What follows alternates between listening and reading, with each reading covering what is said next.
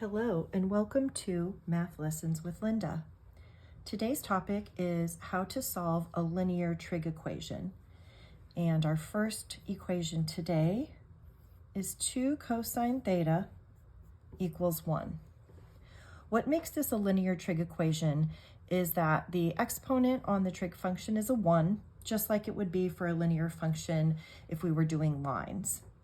And so our goal here is to figure out what value of theta, what our angle is, that will make our equation true. So in order to solve this, the first thing I'm going to do is divide both sides of my equation by 2. I can cancel out the coefficient. And this leads me directly to the value that I'm looking for on my unit circle.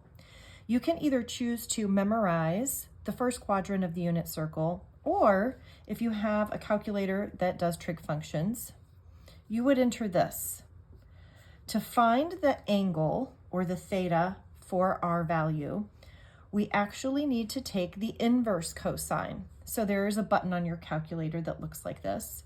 You're going to enter in the 1/2 because the inverse is 1/2, and that will tell you what the value of theta will be. So we have to also remember that on the unit circle, there are 2 places where the cosine is positive 1/2. That is in quadrant 1, but it's also in quadrant 4. So we're going to get 2 solutions for this. When we plug it into our calculator, you should probably get 60 degrees for your first value of theta. So that satisfies our quadrant 1. To get our quadrant 4, we're going to use the 60 degrees as a reference angle.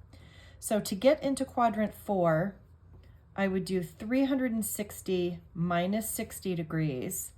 That's going to give me my other angle, which is 300 degrees.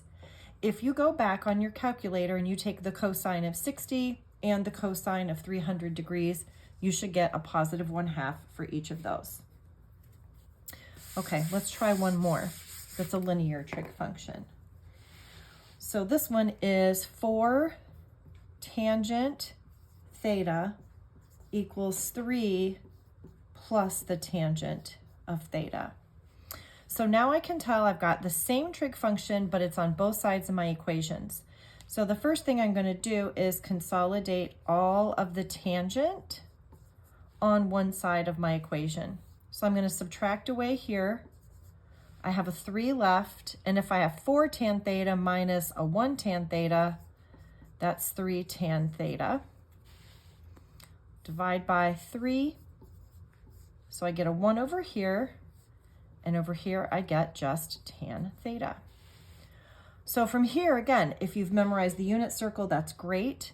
If you're plugging this into your calculator, you are going to ask the calculator to find the inverse of tangent where it's equal to 1.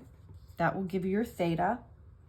So for tangent has 2 values where it is positive 1 also. In quadrant 1, but also in quadrant 3. When you plug into your calculator, this first value that pops up should be 45 degrees. That satisfies quadrant 1. So now to get to quadrant 3, I'm going to use the 45 as my reference angle. So I take 180 and I add 45 to get into quadrant 3, and that's 225. So my second value where the tangent is equal to 1 is when theta is 225 degrees. And those are a couple of examples of how to solve a linear trig equation.